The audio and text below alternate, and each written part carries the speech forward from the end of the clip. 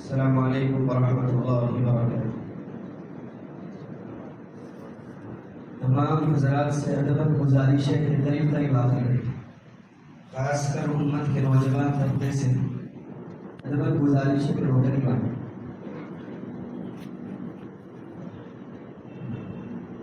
میں بارہا کہا کرتا ہوں کہ اللہ کے نبی علیہ الصلوۃ والسلام اور تسلیم کی مجلس میں صحابہ ایسے بیٹھتے تھے کہ درمیان میں اگر کوئی چادر ڈال دی جاتی تو بیچ میں جھول نہیں ہوتی۔ بیچ میں جھول کا آنا شیطان کو برگلانے کی مہلت دینا، موقع دینا۔ پہلی چیز یہ سوچ کر یہ سمجھ کر بیٹھیں کہ سننے کی نیت سے بیٹھیں، دلوں کے دریچوں کو کھول کر بیٹھیں۔ انشاءاللہ زیادہ وقت نہیں لیا جائے گا۔ اللهم لك الحمد كما أنت أهله وصلي وسلم على النبي الكريم صلى الله عليه وسلم ما أنت أهله وفعل بنا ما أنت أهله إنك أهل التقوى وأهل المغفرة رب اشرح لي صدري ويسر لي أمري واحلل عقدة من لساني يفقهوا قولي اللهم وفقنا لما تحب وترضى من القول والعمل والنية۔ وقال الله تبارك وتعالى في القرآن المجيد والفرقان الحميد أعوذ بالله من الشيطان الرجيم بسم الله الرحمن الرحيم سبحان الذي أسرى بعبده ليلا من المسجد الحرام إلى المسجد الأقصى الذي باركنا حوله لنريه من آياتنا إلى آخر الآية۔ وقال النبي الكريم صلى الله عليه وسلم قرة عيني في الصلاة أو كما قال عليه الصلاة والسلام۔ صدق اللہ العظیم وصدق رسولہ النبی الکریم من الشاہدین والشاکرین الی یوم الدین۔ محترم عزیز دوستو، نوجوان ساتھیوں، دعا فرمائیے کہ اللہ تعالیٰ جو باتیں بھی زبان سے نکلوائے ہم تمام اس پر عمل کرنے کی بھرپور توفیق نصیب فرمائے۔ میں اکثر کہا کرتا ہوں کہ عمل سے زندگی بنتی ہے جنت بھی جہنم بھی، عمل سے زندگی بنتی ہے جنت بھی جہنم بھی، یہ خاک اپنی فطرت میں نہ نوری ہے نہ ناری ہے۔ اللہ تعالیٰ نے بھیجا ہے دنیا میں دو راستے بتائے، جنت کا راستہ بھی ہے جہنم کا راستہ بھی ہے۔ اختیار دیا میرے راستے پہ چل کے آئے گا تو کامیابی دوں گا، جنت دوں گا، میرا دیدار دوں گا، نبی کے ساتھ پڑوس دوں گا، حوض کوثر نصیب کروں گا۔ میری بغاوت کے ساتھ آئے گا، میری غداری کے ساتھ آئے گا، روگردانی کر کے آئے گا، منہ موڑ کے آئے گا، منمانی زندگی گزار کے آئے گا، خواہشات کا غلام بن کے آئے گا، تو یاد رکھنا جہنم سے بھی میں نے وعدہ کیا ہے، اس کی عمیق وادیوں میں تجھے ڈھکیل دیا جائے گا۔ تو میرے دوستو، ہمیں ایک اللہ تعالیٰ نے ایک موقع کے ساتھ دنیا میں بھیجا ہے کہ جاؤ میری عبادت کر کے مجھے راضی کرو۔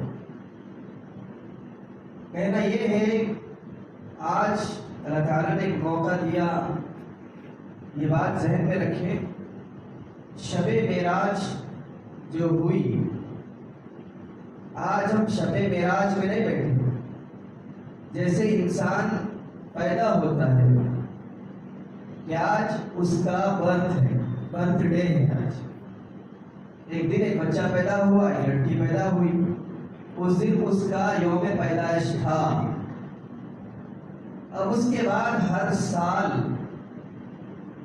ہمارے آج قومت کے نوجوان نادان طبقہ آج برتھ ڈے مناتا ہے اپنی اولادوں کا، اینیورسریز منائی جاتی ہے، تو ہر سال جو اس کا برتھ ڈے مناتے ہیں نا، تو وہ تاریخ یوم پیدائش منائی جاتی ہے، نہ کہ یوم پیدائش کہ وہ آج کی تاریخ میں پیدا ہوا تھا، آج ہی پیدا ہوا نہیں۔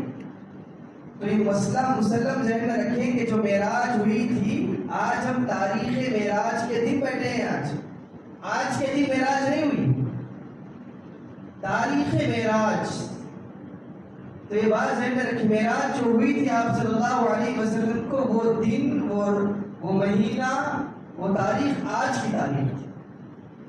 تو یہ چیز ذہن میں رکھیں کہ ہم معراج کی رات میں بیٹھے نہیں، ہر سال معراج نہیں، معراج آپ صلی اللہ علیہ وسلم کو ہو چکی۔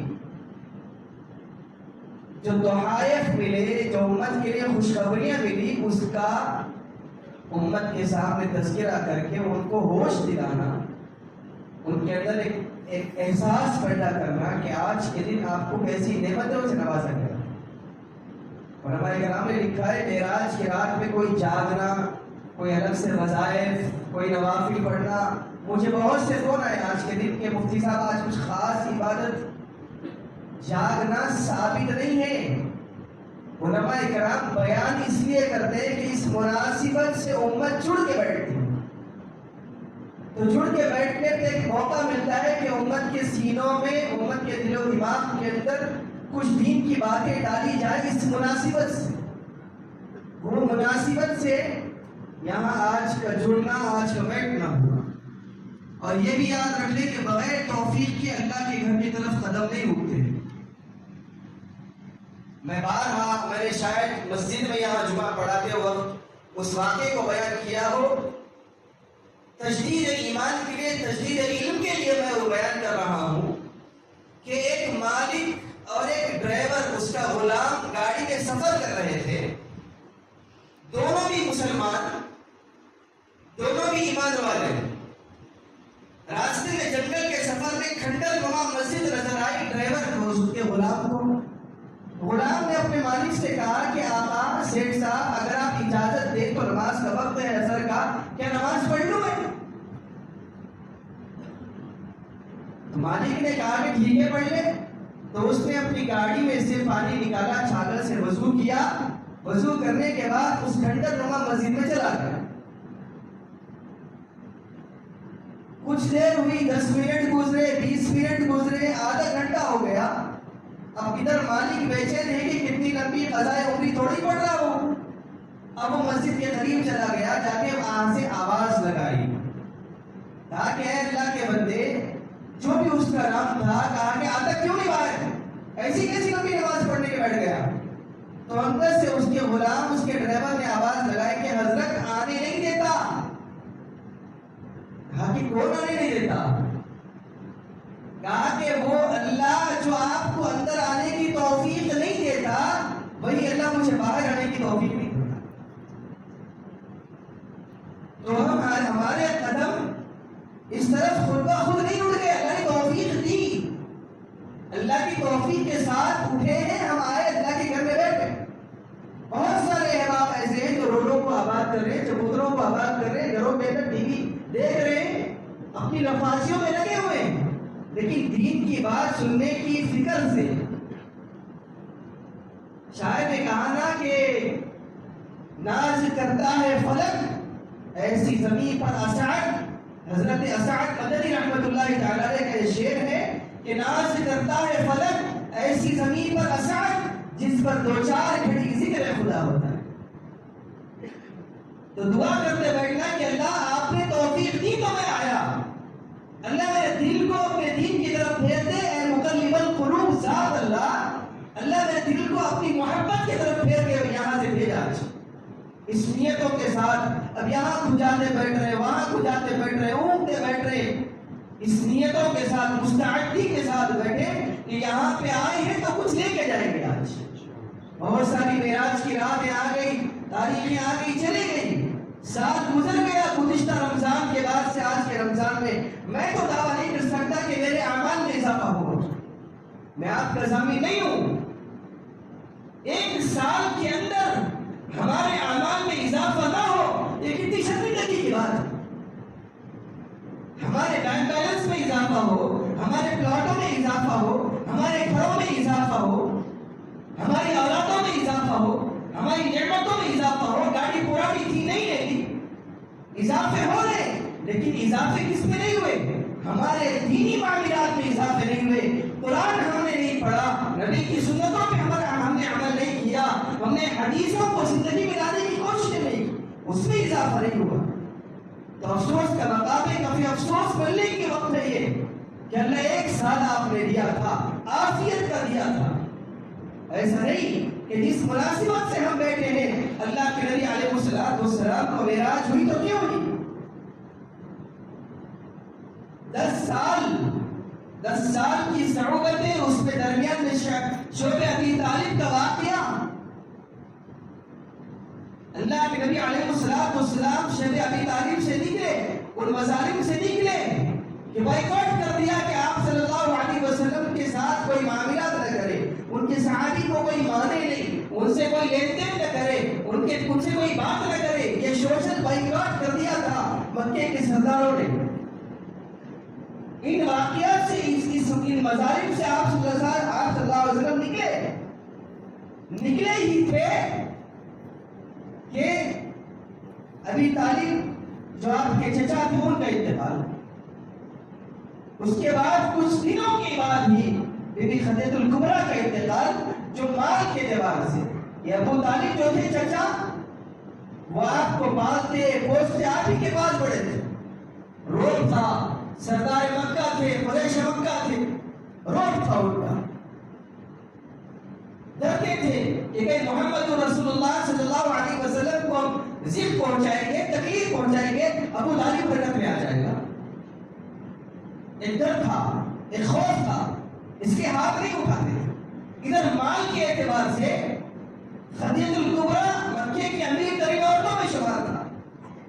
آپ صلی اللہ علیہ وسلم نے اپنے مال میں اپنا بینک کھول دیا تو مال کے اعتبار سے مستحکم تھے اور ادھر روم کے اعتبار سے مستحکم تھے. کسی کی مجال نہیں ہو رہی تھی. یکایک اللہ کے فیصلے کہ بے سہارا کر دیا اس سائے دار کو، بے یار و مددگار چھوڑ دیا. کیفیت معلوم ہونی چاہیے آپ کو کہ ایک مرتبہ مکے کے سردار آئے، ابو طالب کے پاس آئے، چچا کے پاس آئے، آپ صلی اللہ علیہ وسلم کے خیر موجودگی میں آئے.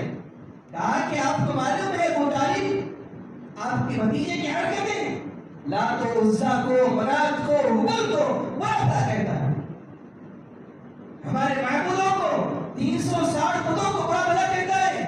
ایک رب کی عبادت کی طرف بلاتا ہے اور کہتا ہے کہ قولوا لا الہ الا اللہ تفلحوا. ذرا سمجھاؤ وہ کیا چاہتا ہے؟ آخر مال چاہتا ہے، ہمارے خزانے کھول دیں. خوبصورت عورتوں سے نکاح چاہتا ہے، ہم مکے کی عرب کی خوبصورت عورتیں ٹھہرائیں گے اس کے سامنے، جس کے ساتھ چاہے وہ نکاح کر لیں. سرداری چاہتا ہے، ہم اس کو سردار تسلیم کرنے کے لیے تیار ہیں.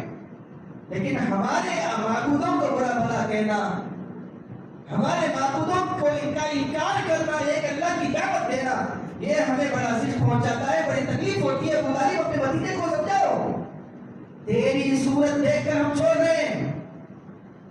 کس کی صورت؟ ابو طالب رو کہ کچھ ہو جائے تو پیچھے چچا ہے. بیک بون بنے ہوئے تھے اسباب کے اعتبار سے، دنیا کے اسباب کے اعتبار سے. وہ چلے گئے. اللہ کے نبی علیہ السلام جب آئے تو ابو طالب نے کہا کہ دیکھ قریش کے لوگ آئے تھے، سردار آئے تھے، مالدار لوگ آئے تھے، انہوں نے یہ پیشکش رکھی تیرے سامنے، آخر تو کیوں اپنی جان کو جوخم میں ڈال رہا ہے؟ اللہ کے نبی علیہ السلام نے کہا کہ چچا اس ذات کی قسم وبعزتی وجلالی، اللہ کی قسم جس کے قبضے میں محمد عربی صلی اللہ علیہ وسلم کی ذات ہے، جان ہے. چچا آپ ان کو بتا دینا اگر میرے سیدھے ہاتھ میں چاند اور بائیں ہاتھ میں سورج رکھتے تب بھی میں اس مشن سے باز نہیں آؤں گا. آج تھوڑی سردی ہو گئی، نمازیں نہیں، تھوڑی سردی ہو گئی، دین کا کام نہیں، تھوڑی سردی ہو گئی، قرآن پڑھنا ہی نہیں، نہ مسجد کا رخ، نہ قرآن کھولنے کی توفیق. کیوں؟ طبیعت ناساز ہے 2-3 دن سے. اس لیے اکثر کہا کرتا ہوں کہ تاریخ پڑھو. فیس بکوں کے دیوانوں، انسٹا کے دیوانوں، سنیپ چیٹ کے دیوانے بچوں، کبھی نبی کی تاریخ کھول کے پڑھ لیا کرو. اللہ کے نبی کی تاریخ جھنجھوڑ دینے والی ہے شب معراج کی. کچھ دنوں کے بعد ابو طالب نے اس وقت معلوم نے کیا جواب دیا؟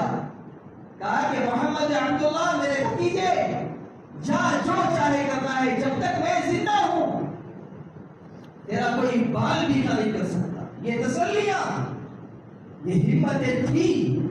انتقال کے بعد کیا ہوا؟ بے یار و مددگار ہو گئے، ہر طرف سے نوچ کھانے والی نگاہیں دیکھی جا رہی تھی. اب تھا مال کا مطلب، مال کی کیفیت تھی. اب کچھ دنوں کے بعد خدیجہ الکبریٰ کا انتقال. اس لیے علماء اکرام نے لکھا ہے کہ اس سال کو عام الحزن کا نام دیا گیا کہ غم کا سال تھا اللہ کے نبی کے لیے، بڑا غم، ہر طرف سے نگاہیں،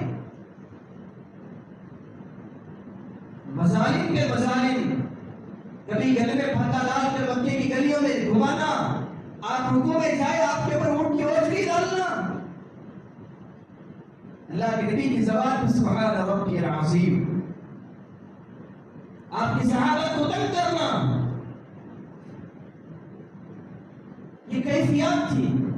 بلال کا واقعہ تو معلوم ہے، اللہ کے نبی علیہ السلام نے اس کے بعد وہاں سے نکلے، تنگ کرنے کے بعد طائف کی طرف رخ کیا، کہا کہ چلو یہ نہیں مانتے، جا کر طائف کے لوگوں کو تو دین کی دعوت دوں گا، قولوا لا الہ الا اللہ تفلحون کا اعلان دوں گا۔ جب نکلے دین کی دعوت دی، وہاں کے نوجوانوں نے، اوباش قسم کے لوگ نے، آپ کے نوجوان پتھر برسانے شروع کر دیا، لہو لبان ہو گئے۔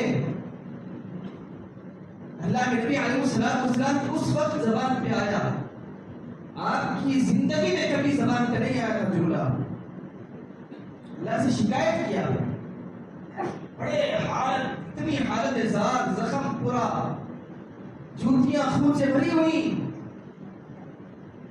جب نڈھال ہو کر اللہ کے نبی نے آسمان کی طرف دیکھا تو شکایت کی، اللہم اشکو الیک ضعف قوتی، اے اللہ میں تجھ سے شکایت کرنا دل بول رہا ہے، کن لوگوں کے حوالے تمہیں کر دیا، آج تھوڑی سی حالت خراب ہو جائے دنیا کے اعتبار سے، اللہ ہمارا سنتا ہی چلے، طبیعتیں خراب ہو جائیں، اللہ کو ہمیش ملے تھے کیا؟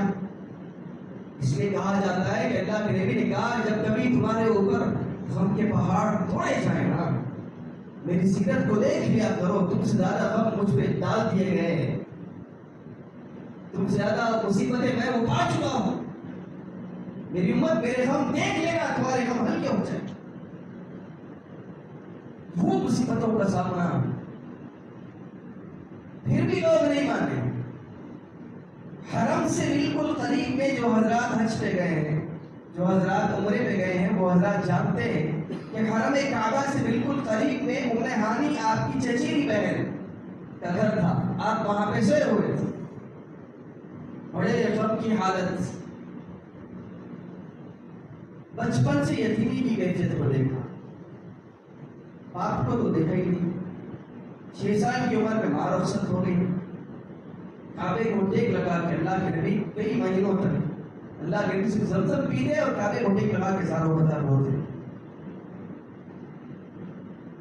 کبھی پڑھو جمعے کے دن بیان میں آگے بیان سن لیا، بس وہی دین حاصل کیا، شب برات آئی، معراج آئی، قدر آئی، جہاں جہاں بیانات ہوئے بس سننے والا علم نہیں، دیکھ کے پڑھنے والا علم کسی کا ہو۔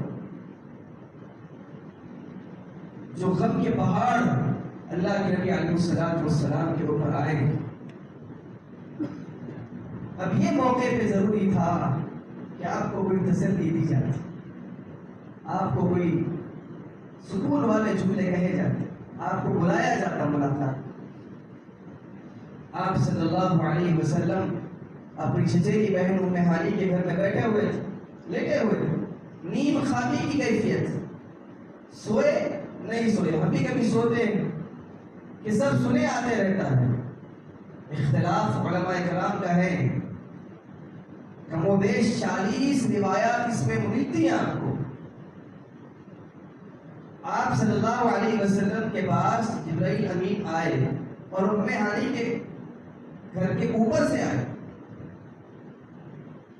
اب اس میں دیکھ کے لاجک یہ تھی، اللہ تعالیٰ سے پوچھا کہ اللہ بلاؤ، آپ نے بلایا ہے کہ بلاؤ، یا محمد تعال معی، اے اللہ کے نبی میرے ساتھ چل کے بلاؤ۔ کہا کہ جبرائیل میں نے آج تک نام لے کے نہیں پکارا، تو کیسے پکارے گا؟ جب بھی پکارا میرے محبوب کو لقب سے پکارا، یا ایھا المدثر کہا، یا ایھا المزمل کہا، یاسین کہا، طٰہٰ کہا، کبھی نام لے کے نہیں پکارا۔ جبرائیل تو بھی نہیں لینا نام، پھر کیسے اٹھاؤں؟ ہاتھ ہلا کے اٹھاؤں؟ کہا کہ نہیں۔ کہا کہ کیسے؟ کہا کہ اپنے کافوری لب آپ صلی اللہ علیہ وسلم کے کلموں کو لگا دیں.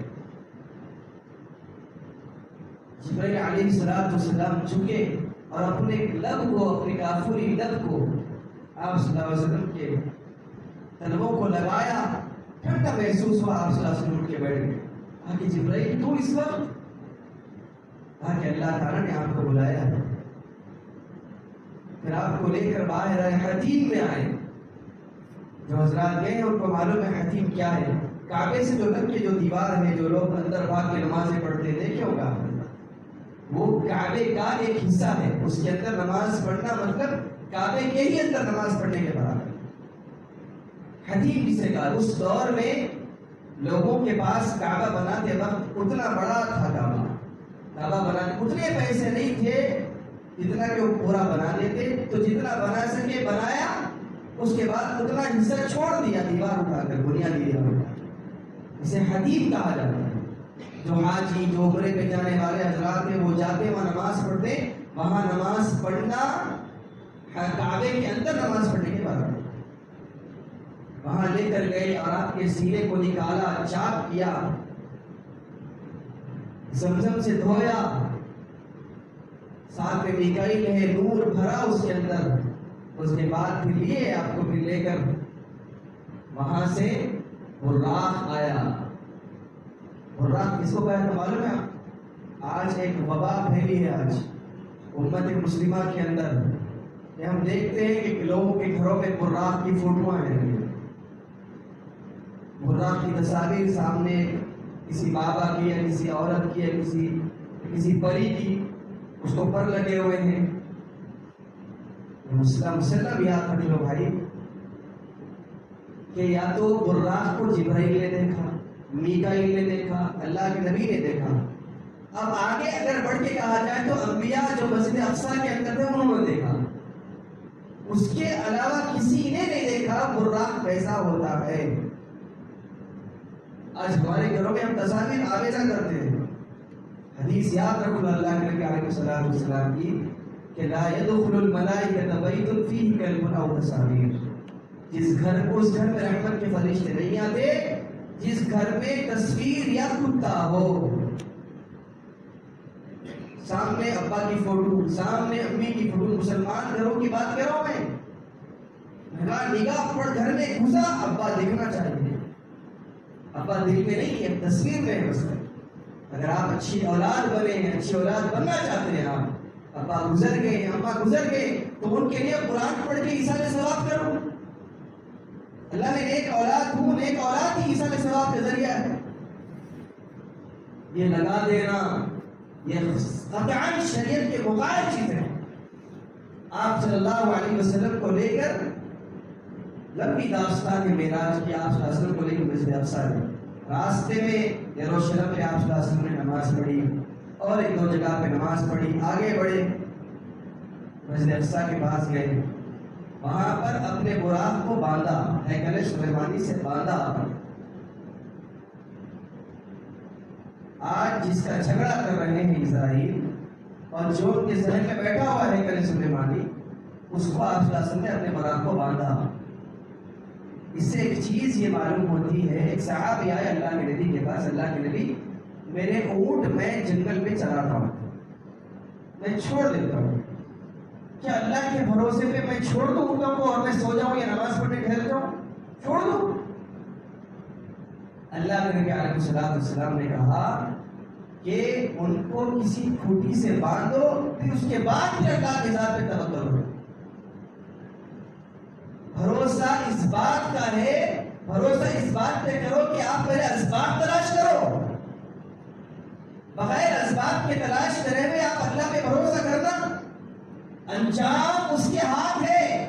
آغاز کر کے دیکھ، انجام اس کے ہاتھ ہے. آغاز کر کے دیکھ، بھیگے ہوئے پروں سے پرواز کر کے دیکھ. کوششیں ہمارا کام ہے. ایک امام صاحب بول دیے، خطیب صاحب بیان میں بول دیے کہ دیکھو مقدر میں جو ہے مل کے رہے گا، تم نہیں چاہو اللہ کھلا کے رہے گا مقدر میں جو ہے تمہارے. اب ایک سنکی تھا اس مجمع کے اندر، اٹھ کے ٹھہر گیا، کہا کہ میں بھی دیکھ تو بغیر محنت کے اللہ کیسے کھلاتا. اب چلے گئے، اب بیوی بچوں کو بول دیا کہ گھر کو نہیں آنے والا ہوں، امتحان ہے خطیب صاحب کا۔ اب خطیب صاحب کی بھی جان میں جان آ گئی کہ اللہ یہ کیا ماجرا ہے، میں تو تیری حکایات بیان کر رہا تھا، شریعت بیان کر رہا تھا، یہ دیوانہ اٹھ کے یہ کیا نیت کر رہی تھی۔ اب وہ جنگل کی طرف چلا گیا اور جا کر ایک دن گزرا کوئی نہیں کھلایا، دوسرا دن گزرا کوئی نہیں کھلایا، اور وہ ضد پہ کہ دیکھنا ہے کہ بس کیسے اللہ کھلائے گا۔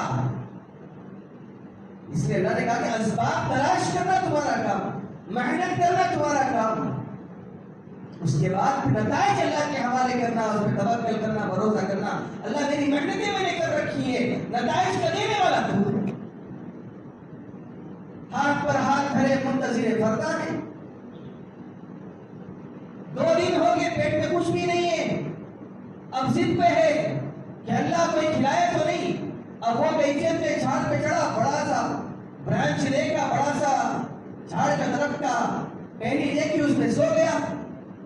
اب وہاں پہ سونے پہ سوا گا کہ کچھ چور آ گئے وہاں پہ چوری کر کے گاؤں لوٹ کر، انہوں نے سونا بازو دفنا دیا، کہا کہ بھائی تقسیم بعد میں کر لیں گے، پہلے کھانا پکا لیں گے۔ کھانا پکا لیا، کھانا پکانے کے بعد وہ کہے کہ چلو بھائی کھانا تو پک گیا، ضرورت سے فارغ ہو کر منہ ہاتھ دھو کر آئیں گے، منہ ہاتھ دھو کر آئے، کھانا کھانے بیٹھا تو ایک دم نگاہ اوپر پڑ گئی۔ اب یہ لیٹا ہوا تھا، کہا کہ یہ کون ہے سیٹھ صاحب؟ ڈاکو کے سردار کو کہا کہ سردار یہ کون ہے؟ کہا کہ مجھے کیا معلوم۔ کہا کہ اچھا کوئی نیا بندہ ہمارا پیچھا کرتا ہوا آ گیا، شاید کہ اس نے کھانے میں زہر ملایا ہے، ہم کھائیں گے مریں گے، وہ سونا پورا لے کر بھاگ جائے گا۔